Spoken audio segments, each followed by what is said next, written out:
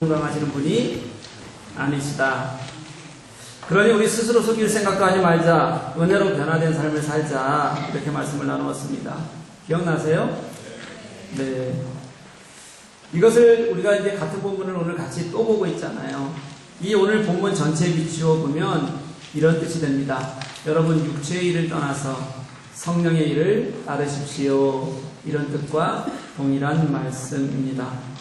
오늘 본문은요, 사실은 이 육체의 일, 그리고 성령의 일, 이걸 아주 날카롭게 대비를 해줍니다. 그리고 그 구조를 가지고 설명해가는 그런 구조로 짜여져 있습니다. 한번 보았으면 좋겠습니다. 이 말씀의 중심 구조에 PPT 한번 보세요, 여러분들. 말씀 8절을 놓고 한번 볼게요. 8절은 우리가 무엇을 행했는지와 그에 대한 결과를 아주 분명하게 설명해주고 있는 말씀입니다. 자기의 육체를 위하여 심는 자는 육체로부터 무엇을 거둬요? 썩어질 것을 거둡니다. 이게 한쪽에 있는 육체의 일이에요. 다른 한쪽에는 성령의 일이 있어서요. 성령을 위해서 심는 자는 성령으로부터 무엇을 거둬요? 영생을 거두게 됩니다. 이렇게 육체의 일과 성령의 일로 두 개를 한 절에서 8절에서 두 개로 나누어 놨습니다. 그리고 그 앞뒤로 두 개의 부정명령, 그리고 또 두 개의 긍정명령이 있어요. 부정명령은 이렇게 얘기합니다. 6장 7절 말씀에 보면 스스로 속이지 말라. 그 다음에 6장 9절 말씀은 낙심하지 말라예요. 이게 무슨 말이냐면 낙심하는 일, 스스로 속이는 일, 이게 다 무슨 일이라는 거예요? 육체의 일에 해당된다는 뜻이 됩니다. 그리고 이어서 다시 두 개의 긍정명령이 또 나옵니다. 하나는 6장 6절에 말했던, 우리가 지난주에 보았던 좋은 것을 서로 나누어 써라 라는 거고요. 하나는 6장 10절로 넘어가면 기회 있는 대로 착한 일을 해라, 이렇게 됩니다. 이건 당연히 무슨 일이겠어요? 성령의 일이 됩니다. 바울은 이 구분을 정확히 해놓고 있습니다. 그래서 이 육체의 일과 성령의 일을, 그 삶을 비교하면서 우리 그리스도인이 과연 어디로 가야 될 것인가에 대한 길을 제시하고 있는 말씀이 오늘 본문 말씀이라고 생각하시면 될 것 같아요. 저는 이 구분을 오늘 하나씩 좀 같이 살펴보면서 우리는 과연 육체로 심고 있을까? 아니면 우리는 성령으로 심고 있을까? 한번 같이 깨닫는 시간이 되기를 간절히 소망합니다. 여러분, 먼저 바울이 갈라디아서 우리 본문 말고 맨 앞쪽에서 하던 이야기를 잠깐만 떠올려 봤으면 좋겠어요. 우리는 지금 삶에 관한 부분을 보고 있지만 앞에서의 사도 바울의 갈라디아서 전체의 내용은 구원에 관한 말씀이었습니다. 구원은 절대로 율법의 행위에 있지 않습니다. 구원은 오직 우리가 믿는 믿음으로만 말미암습니다. 이걸 논증하기 위해서요, 구약의 말씀을 끌어오기도 하고, 또 아브라함이 어떻게 믿음으로 의를 얻었는지도 끌어오기도 하고요, 또 다른 비유를 들어서 설명하기도 합니다. 그렇게 가르쳤어요. 그래서 갈라디아서를 읽다 보면요, 여러분, 분명한 게 있어요. 율법의 행위로서는 도저히 우리는 어떤 구원도 얻을 수가 없다는 겁니다. 구원은 오직 예수 그리스도의 십자가의 은혜로 말미암아, 그 예수 그리스도를 믿는 믿음으로 말미암아 우리는 구원을 얻는다. 그 외에는 아예 다른 방법도 없고 가능성도 없다. 이 갈라디아서를 읽어가면 너무도 당연하게 우리가 깨달아지는 말씀이에요. 그래서 사도 바울은 지금 이 갈라디아 교회 사람들의 상황을 염려하는 거예요. 그들이 왜 믿음을 버리고 자꾸 율법으로 가려고 하는지, 그들이 왜 율법의 억압 속에서 살려고 하는지가 사도 바울은 너무 안타까운 겁니다. 율법은 매이는 건데, 예수 그리스도께서는 우리를 자유롭게 하셨는데, 바울이 말하는 그리스도의 삶이라는 건요, 여러분, 무엇을 얘기하냐면 그 예수 그리스도께서 우리에게 주신 자유 안에서 사랑으로 서로 종로를 타는 것, 이게 우리 그리스도인의 삶의 모습이라는 거예요. 가만히 보면 갈라디아서가 이래요, 여러분. 너무 중요한 것이 바울의 강조점이 바뀌었다는 거예요. 앞에서는 복음에 대해서 강조하다가 뒤에서는 뭐에 대해서 강조하기 시작했어요? 삶에 대해서 강조하기 시작했어요. 바울은 처음에는 믿음으로 말미암는 의, 예수 그리스도 외에는 어떤 구원도 없습니다를 강조하고 또 강조하고 또 강조합니다. 지겨울 만큼 우리가 많이 들었어요. 그런데 지금 말하고 있는 것은 뭐냐면요, 그렇게 믿음으로 의롭게 된 사람들이 예수 안에서 자유를 가졌습니까? 우리 그리스도인들은 그 자유로 서로를 어떻게 해야 되는 거예요? 사랑해야 됩니다. 다시 말하면 행위로는 구원을 얻지 못합니다, 여러분. 믿으세요? 그렇지만 구원받은 사람의 행위는 바뀌어야 된다는 거예요. 그것도 여러분 믿으십니까? 바울은 그것을 삶이라고 얘기하기도 하고 다른 단어는 또 그것을 통해서 드러나는 것은 열매라고 말하기도 합니다. 갈라디아를 구성하는 주요 단어들은 사실은 그대로예요. 앞에서 뒤에까지 늘 나오는 구성하는 단어들이 있습니다. 율법, 믿음, 성령, 예수 그리스도, 이 단어는 처음부터 끝까지 나와요. 그런데 구원을, 복음이 강조될 때는 의, 구원이라는 단어가 많이 나오고요. 삶이 강조될 때는 열매, 나눔, 심는다, 거둔다 이런 단어가 많이 나오는 것으로 바뀌어가게 돼요. 다시 말하면 구원의 믿음은 어디로 연결되어야 된다는 거예요, 여러분? 우리의 삶을 역사하는 삶으로 바꿔내는 힘이 있어야 된다는 거예요. 그게 진짜 구원의 믿음이에요. 그럼 어떻게 이 구원의 문제가 삶의 문제가 되는가? 사도 바울은 그것을 가능하게 하는 분을 우리에게 한 분을 소개하셨어요. 그분이 누구세요? 성령님. 갈라디아서 5장 5절 6절 말씀은 이렇게 얘기합니다. 우리가 성령으로 믿음을 따라 의의 소망을 기다리노니 그리스도 예수 안에서는 할례나 무할례나 교력이 없으되 사랑으로서 역사하는 믿음뿐이니라. 우리가 성령으로 믿음을 따라 사랑으로 역사하는 믿음으로 나아가야 한다. 이런 뜻이에요. 우리의 믿음에 걸으면은요, 여러분. 우리가 예수 그리스도를 믿는 순간 우리는 성령의 역사 안에 있습니다. 성령의 지배 안에 있어요. 성령의 세력 안에 있어요. 성령의 울타리 안에 있습니다. 그 성령을 내가 얼마나 받아들이고 믿느냐는 거예요. 내가 함께 동행하도록 두느냐는 겁니다. 성령을 아는 사람은 당연히 성령과 함께 조화를 이루며 걷기를 원해요. 그래서 그 걸음을 걷게 되고요. 그렇게 성령으로 같이 사는 사람은 당연히 그 믿음이 그냥 믿음이 아니라 역사하는 믿음이 된다고 성경은 우리들에게 그렇게 말씀하세요. 역사하는 믿음.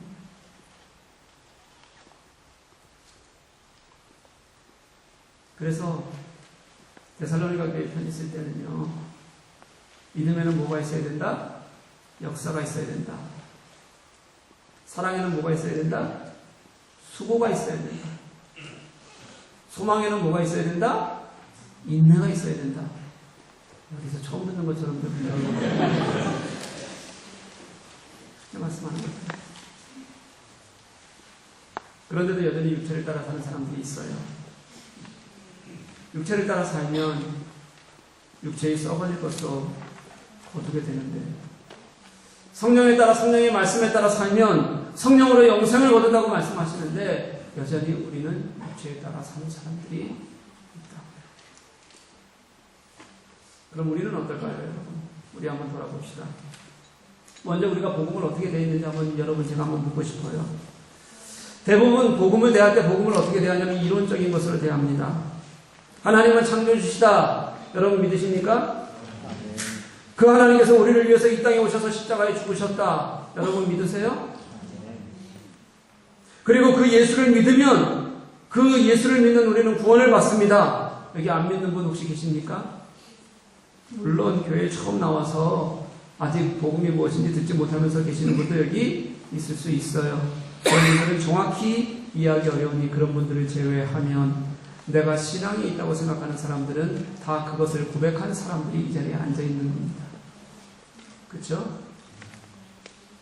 그런데요, 그렇게 구원을 이루신 하나님이, 그렇게 전능하신 하나님이신데, 창조주 하나님이신데, 그분이 내 삶에 실제 역사로 개입하시고 계신다. 지금도 개입하실 것이다. 분명히 나는 그 삶 안에 있다고. 여러분 그렇게 믿으세요, 진짜?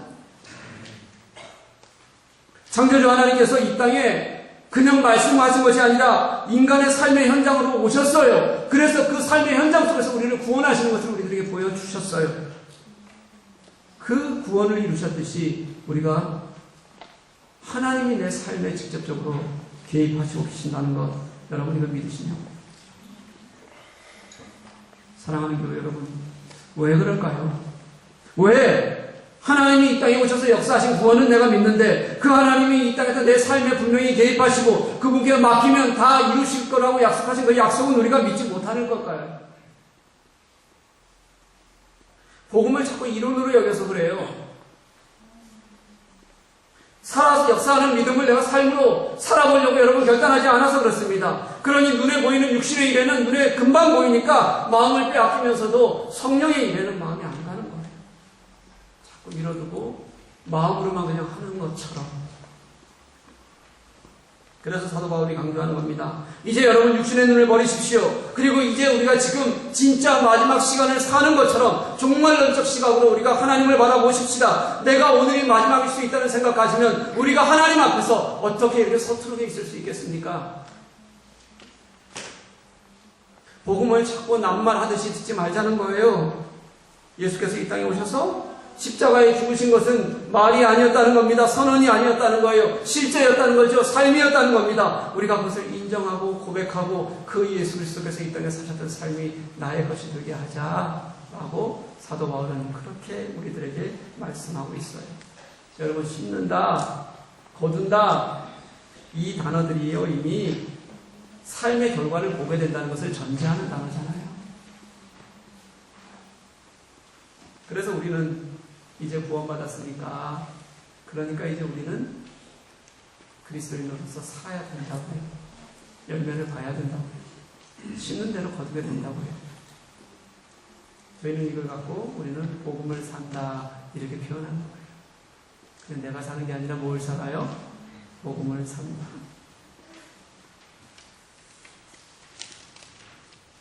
사랑하는 교회 여러분, 육체를 위해 심으면 그 육체에서 썩어질 것을 우리가 거두게 됩니다. 육체는 썩어요. 육체가 어떻게 천년만년 살겠습니까? 언젠가는 썩습니다. 아무리 노력해도 육체는 썩습니다. 썩어질 육체를 마지막 날의 소망으로 두는 것처럼 어리석은 일이 어디 있겠어요?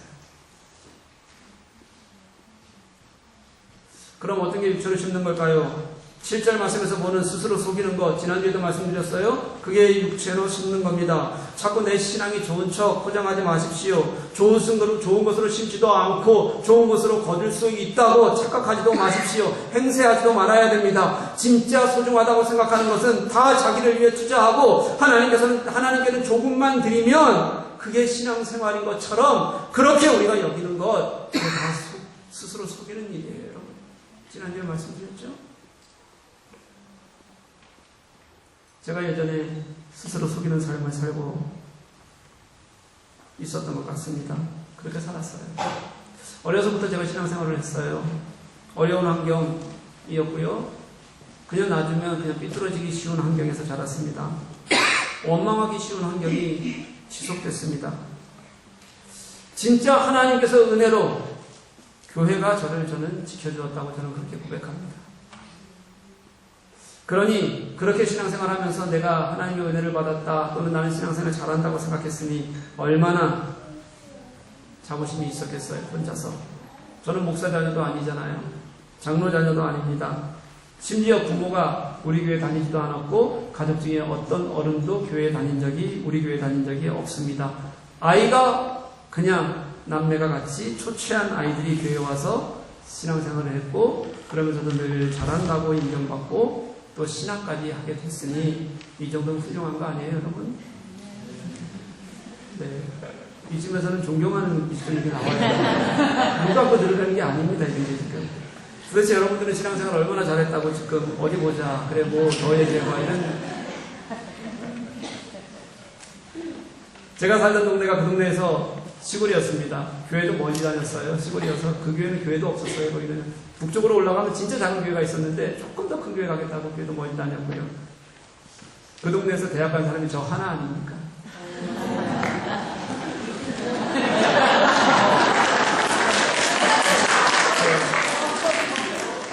원주에서 기차 타고 청량리로 오고 또 돈이 없어서 청량리에서부터 장신대까지는 제가 어떻게 다녔다고요?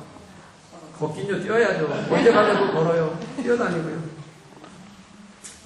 지지리도 어려운 시간을 보냈습니다. 그러면서 예수 믿고 목회자가 되겠다고 생각했으니 그만하면 신앙생활 잘한 거 아니에요?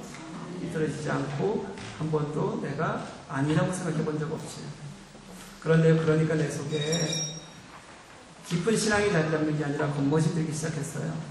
꼭 내가 하는 일이, 내가 해왔던 것들이 누군가에게는 감동이 된다는 느낌이 들고 또 괜찮게 들리는 것처럼 생각이 드는 거예요. 그때부터 자꾸 신앙을 포장하기 시작했어요. 그래서 하는 이야기마다 어떻게 하면 사람들에게 감동을 줄 수 있을까에 대해서 고민했습니다. 더군다나 목회를 하고 있으니 얼마나 그런 유혹을 많이 느꼈겠어요. 하나님에 대해서는 그분만 생각하면 기쁜 회개가 나와야 되는데, 그리고 그분이 하신 놀라운 사랑에 찬양이 나오고 뜨거움이 생겨야 되는데, 예수 그리스도를 떠올리면 내가 무릎이 꿇어져야 되는데, 그리고 그 자리에서 회복하는 은혜가 있어져야 되는데, 그렇지 않으면서도 신앙생활을 멋지게 할 수 있다는 것을 제가 스스로 경험했어요, 여러분. 남들 보기에 좋은 신앙이요. 그게 스스로 속이는 겁니다. 결국 심은 것이 없어서 진짜 은혜를 심지 않으니까 결국 하찮은 썩어질 것들을 거둘 수밖에 없는 일을 그렇게 하고 있더라고요. 제가 몇 년이나. 아닌 척하면서 아닌 것처럼. 사랑하는 교회 여러분, 우리 스스로 속지 않는 저와 여러분 될 수 있기를 주님의 이름으로 간절히 소망합니다.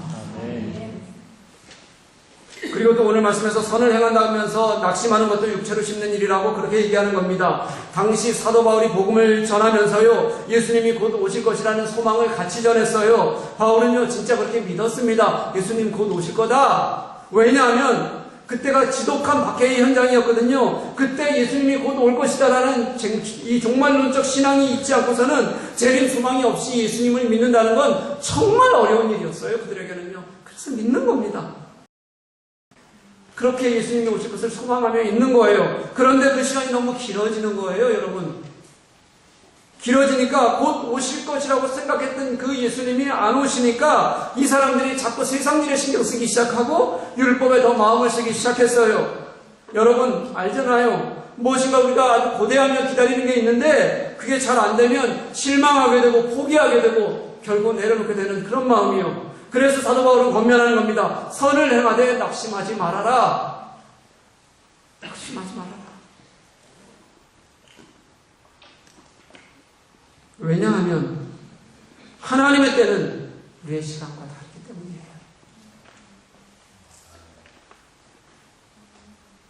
포기하지 않으면 결국 하나님이 일하시거든요. 성경은 이렇게 말씀하십니다. 낙심하지 마라. 때가 이르면 결국 거두리라.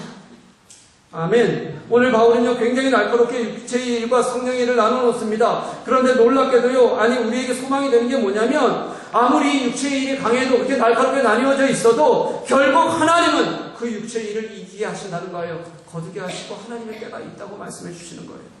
7절 다시 한번 보십시오. 스스로 속이지 말라. 왜냐하면 하나님을 업신여김을 받지 않으신다. 스스로 속일 때는 누가 중심이냐면 내가 중심이라는 뜻이에요. 내 육체를 위해서 하는 일입니다. 내 육체만 보이고 내 육체가 중요한 거예요. 그러니까 자기가 거기에 머물러 있는 게 다른 데 시간을 못 줘요. 근데 우리가 눈을 들어서 살짝 돌려서 하나님을 좀 보자는 거예요. 우리가 하나님을 볼까요? 그 하나님이 나를 비추시는 게 뭐예요? 그런데 그분이 말씀하시는 거예요. 그분에게서 우리가 느껴져요. 당신은 업신여김을 받지 아니하시는 분입니다. 우리의 조롱을 받지 않으시는 분입니다. 내 눈에 육체가 있으면 육체를 위해 심을 건데, 그런데 눈을 들어서 하나님을 보면 달라진다는 거예요. 그분이 그렇게 우리의 조롱을 받지 않으시는 분이시라고 우리들에게 그렇게 말씀하시면서 나를 보시는데 우리가 어떻게 안 바뀔 수가 있겠어요? 하나님을 보면 바뀌는 거예요. 9절도 그겁니다. 선을 행할 때 낙심하지 말라. 왜냐하면 포기하지 아니하면 때가 이르러 너희들이 결국 거둘 것이다. 눈앞의 것만 보면 지금 이렇게 힘들어요. 정말 어렵습니다. 보이는 것이 다니까요. 눈앞에는 지겹도록 쌓이는 육신의 일들이 있습니다. 이걸 언제까지 내가 해야 되나? 죽을 때까지 일해야 되나? 왜 이런 생각이 안 들겠어요? 그런데요, 하나님을 보면 하나님의 때를 이해하게 돼요. 이 때라는 단어가 우리가 잘 알고 있는 카이로스예요. 하나님의 시간? 이건 물리적 시간이 아니라 하나님께서 역사하시는 시간, 하나님이 이루시는 시간, 우리가 그렇게 배웠잖아요. 그러니까 언제일지는 아무도 모릅니다. 여러분, 그런데요, 시간은 몰라도 확실한 게 있어요. 그게 뭐냐면 하나님의 때가 있고 하나님은 분명히 당신의 때에 일하시고 역사하실 것이라는 약속이에요. 당신의 때를 하나님은 분명히 보이시는 겁니다. 그리고 어쩌면 그게 당장 내일일 수도 있어요. 어쩌면 내일일 수도 있다고. 그래서 우리는 오늘이 마지막인 것처럼 그렇게 종말론적 삶을 살아가는 겁니다. 어떻게 해요? 성령을 위해서 성령을 심으면서 우리는 그렇게 헌신하며 살아가는 거예요. 보세요, 여러분. 이렇게 육체의 일과 성령의 일을 아주 분명하게 구분해 놓으니까 섬뜩하게도 내가 어디에 서 있는지 여러분 우리가 너무 잘 보여요. 그런데 여러분, 내가 만일 육체의 일에 서 있어도 여러분 낙심하지 마십시오. 왜냐하면 지금 내게 육체의 일에 서 있다고 보이시게 하시는 그 자체가 어쩌면 하나님께서 주시는 은혜일 수 있어요. 잘 보이니까, 그러니까 돌아설 수도 있다는 뜻입니다. 잘 보이니까 내가 무너져야 된다는 것도 안다는 겁니다. 잘 보이니까 다시 성령으로 우리가 심어야 할 것도 분명히 느낄 수 있다는 그런 뜻입니다. 그래서 그게 은혜일 수 있어요. 그러니 사랑하는 교회 여러분, 우리 포기하지 말고 하나님을 보았으면 좋겠습니다. 그리고 다시 성령으로 우리가 설 수 있는, 성령을 심는 자리로 돌아서는 저와 여러분 되시기를 간절히 소망합니다. 우리 돌아서자는 얘기예요, 여러분. 우리가 진짜 육신의 일을 이제는 버리고 하나님께서 우리들을 바라보시는 성령의 자리로, 성령의 일로 우리가 돌아서자고요. 그게 우리가 예수 믿는 이유예요. 그럼 성령의 일은 무엇일까요? 가장 먼저는 우리가 지난주에 같이 말씀으로 나눈 목회자와 모든 좋은 것을 나누어 써라, 이거고요. 대박이죠? 지난주 설교 후에 성도들이 하나같이 저에게 와서 목사님 성편 안 드려서 죄송합니다. 그렇게 먹고 싶으셨어요? 그럼 성편 먹고 싶다고 말씀하시죠. 우리는 말 안 하면 몰라요. 네, 지금 말할게요. 송편 먹고 싶습니다. 근데 기필코 내년에는 송편 먹을 테니까 여러분 우리 부교육자들 먼저 잘 챙겨서 송편 좀 주시고 남는 거 있으면 저도 좀 주시고 그러세요. 교육자들은 교육자 나와야 된다. 그렇죠? 성도들은 교육자들과 함께 진심으로 마음을 나누는 마음이 있어야 된다. 이게 지난주에 충분히 얘기했으니까 오늘은 얘기 더 안 해도 될 것 같아요. 그 다음 10절 말씀이 성령으로 심는 일입니다. 그러므로 우리는 기회에 있는 대로 모든 이에게 착한 일을 하되 더욱 믿음의 가정들에게 할지니라. 아멘. 착한 일을 해라. 간단히 말하면 여러분 이것도 똑같은 말이에요. 나눠 쓰라는 말입니다. 그냥 착한 척 하라는 말이 아닙니다. 진짜 돈을 아끼지 말고 나눠 써야 된다 이런 말이에요, 여러분. 여기에 무슨 비유하거나 이런 게 아니에요. 직접 줘라 이런 뜻이에요. 6절에서도 얘기했잖아요. 좋은 것이라고 표현했어요. 거기는 그렇죠? 좋은 것, 그것도 뭐라 그랬어요? 재정적으로 함께하는 것이라고 했어요. 10절에는 이걸 무슨 단어로 썼어요? 착한 일이라고 표현했어요. 그런데 똑같은 단어를 써요. 아가돈이라는 단어를 써서 하나는 복수로 쓰고 하나는 단수로 쓸 뿐이에요. 그래서 교육자 할 때는 돈과 마음 이런 얘기가 있고요. 여기서는 그냥 진짜 너희들 가지고 있는 것을 좀 털어서 좀 나눠라 이런 뜻을 가지고 있는 거예요. 이걸 그렇게 그냥 표현하고 있을 뿐입니다. 다르게. 그러니 이런 뜻이죠. 너희는 기회가 되는 대로 모든 사람들에게 아끼지 말고 나눠 쓰며 베풀어라. 그리고 더욱 믿음의 가정들에게는 그리했으면 좋겠다. 이렇게 말하는 겁니다. 솔직해지죠, 여러분? 대부분의 사람은 아닌 척해도 돈을 가장 중요하게 여깁니다. 안 그럴 것 같지만 다들 매여 있으면서 아닌 척 할 뿐입니다. 그러니 말로는 우리 다 해요. 교회를 위해서도 다 하고 나라를 위해서도 다 하고 얼마나 말 많은지 몰라요. 그런데 진짜 돈 쓰는 일이 되면 그게 교회의 일이고 섬기는 일이고 봉사의 일이 되어도 기꺼이 하기가 어렵습니다. 늘 불만입니다. 오죽했으면 예수님께서도 하나님을 돈과 비교하면서 설명하는 일이 많았을까요? 하나님과 재물을 동시에 섬길 수 없다고 말씀하셨습니다. 재물은 창고가 아니라 하늘에 쌓으라고 말씀하셨습니다. 오늘 말씀도 허투루 들을 말이 아닙니다. 아주 강하게 말씀하는 거예요. 그냥 한번 섬길 수 있었으면 좋겠다 그렇게 고민하는 게 아니라요. 기회가 있는 대로 언제든지 너희들 나눠 쓸 마음이 되어져야 된다. 진짜 나누어야 된다. 이런 뜻이에요. 기꺼이 어려운 사람들을 위해서 아끼지 말고 함께 나누어라. 그게 성령의 일이다. 저는 여러분 이거를 요즘 시대는 조금 바뀌었으니까 괜찮아요 라고 여러분들하고 타협하고 싶은 생각이 하나도 없어요. 성경이 그렇게 말하고 있는 겁니다. 그 시대는 그때 바울 시대와 지금 시대와 동일해요. 위로하는 마음이 있어야죠.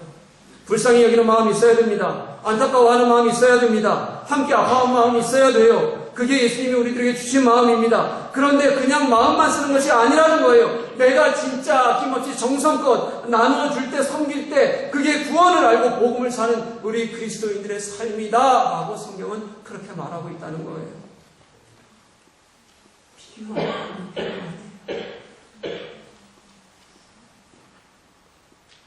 그것도 제가 지금 몇 주째 말씀드리는 것처럼 오늘이 마지막인 것처럼 진짜 마음 다해 할 수 있었으면 좋겠다. 진짜 섬겼으면 좋겠다. 그게 성령을 위해 심는 일이다. 사랑하는 교회 여러분, 어떻게 우리가 가능하겠어요? 지금 제 얘기 듣자마자 꽉 막히게 되는데 이미 가슴이요. 저게 되나 싶은데 성령이 함께 하시면 된다는 거예요. 성령이 도우시기를 기도하라는 거예요. 혼자 하는 것이 아니라 그렇게 성령이 예수 그리스도께서 우리에게 주신 약속하신 성령이 우리가 이 땅에 살아가는 힘이고 능력이고 도움이신데 왜 안 된다고 생각하고 우리의 육신의 일에 매여 있느냐 그렇게 물으시는 거예요. 여러분 진짜 성령의 일에 심는 우리가 될 수 있기를 주님의 이름으로 간절히 소망합니다. 그리고 이게 언제 하는 것이냐면 기회 있는 대로라 그랬잖아요. 기회 있는 대로 하는 건데요. 이 기회라는 단어가 또 여러분 또 카이로스예요. 이 기회라는 단어를 카이로스를 기회라고 또 해놨어요. 9절에서 때 있었잖아요. 하나님께서 때가 되면 어떻게 하실 것이다? 거두게 하실 것이다. 이때도 카이로스인데 분명히 거두게 하는 하나님의 시간이 있다는 거예요. 분명히 9절에서 말하고 그리고 그 시간 때문에 우리는 그 시간을 소망하면서 뭐래요? 성령의 일을 하는 거예요. 성령으로 심는 거예요. 그런데 그걸 언제 하는 거냐면 기회 있는 대로 어떻게 해요? 하나님의 시간에 하나님의 역사의 시간에 해라 이렇게 얘기하는 거예요. 무슨 말이냐면 다시 말하면 하나님께서는 내게 주신 모든 시간이 사실은 하나님이 내게 섬기라고 주신 시간이었다 이런 뜻이에요. 여러분 여기서 카이로스라는 단어를 쓰는 게요. 니네 마음대로가 아니라 그게 하나님이 내게 주신 하나님의 시간이다. 그렇게 설명합니다. 지금 이 순간 내 눈앞에 있는 모든 시간들이 내 눈앞에 주어진 모든 시간들이 그렇게 섬기라고 하나님이 주신 시간이다. 저는 성경 보면 하나님이 말씀하시는 게 너무 기가 막혀요. 저는 오늘 이 말씀을 보면서도 가슴이 얼마나 뭉클했는지 몰라요. 제가 말씀 묵상하면서 진짜 내게 주신 이 하나님의 말씀 때문에 가슴이 정말 벅차다는 느낌을 받았어요. 이걸 다시 말하면 무슨 뜻이냐면요. 내게 주신 모든 시간이 결국은 하나님의 시간이다. 어떤 시간이냐면 하나님께서 당신이 나를 위해서 사용하시는 당신이 나를 위해서 일하시는 시간이라는 의미도 있다는 뜻이에요. 하나님이 그렇게 나를 위해서 당신의 시간 카이로스를 모든 시간을 카이로스라고 여기시면서 나를 위해 일하시는데 어떻게 가슴이 하나님께서 우리들이 일하시는 뜨거움이 없겠어요? 어떻게 감동이 없어요?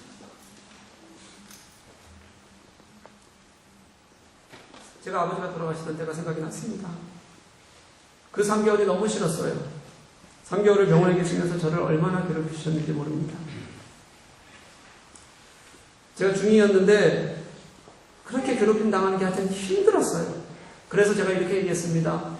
기왕 돌아가실 거면 좀 빨리 돌아가십시오. 속으로요. 그런데 빨리 안 돌아가시고 기가 막히게도 의사가 얘기했던 3개월을 다 채우시더라고요. 그분이. 그리고 돌아가셨어요.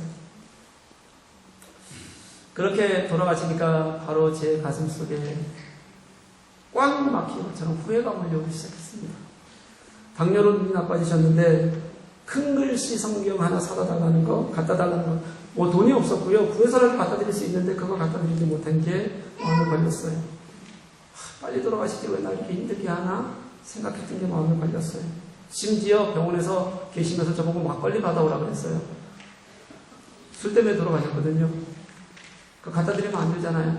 근데 술 못 받아들인 것도 막걸리 못 받아들인 것도 마음에 걸렸어요. 그렇게 후회가 되는 거예요. 사랑하는 교회 여러분, 안타까운 시간이 지나면 누구나 그것이 마지막 시간을 보내는 거면 후회가 많이 남잖아요. 누구나 그럴 겁니다. 그런데 왜 그러냐 내가 생각해 봤더니 그 모든 시간이 사실은 하나님께서 우리들에게 허락하신 카이로스였기 때문에 그런 거였어요. 하나님께서 당신의 뜻을 이루어 가시는 시간이었습니까? 사랑하는 교회 여러분, 그래서 우리에게는 모든 시간이 기회입니다. 우리에게는 모든 시간이 하나님의 시간입니다. 놓쳐서는 안 되는 하나님께서 우리들에게 허락하신 시간입니다. 우리 그 시간에 서로 도웁시다. 서로 나누어 줍시다. 내 주머니에 털어내십시다. 그리고 서로 사람을 일으켜 세워주십시다. 그래서 복음이 말이 아니라 우리 삶에서 사랑으로 역사하는 능력이 되도록 우리가 그렇게 사십시다. 예수께서 이 땅에 오셔서 죽으신 이유가 그냥 우리가 말로만 얘기하는 우리 예수 믿고 구원받았어, 그게 아니라 결국 우리를 통해서 이 땅에서 생명을 살리시는 하나님의 놀라운 능력을 이루시는 길임을 우리가 함께 살아갔으면 좋겠어요. 이게 진짜 삶으로 성령을 심는 우리의 약속이고 우리의 모습인 겁니다. 사랑하는 교회 여러분, 그렇게 주님과 함께 우리 삶을 살아가는 저와 여러분 될 수 있기를 주님의 이름으로 간절히 축복합니다. 우리 찬양하실게요.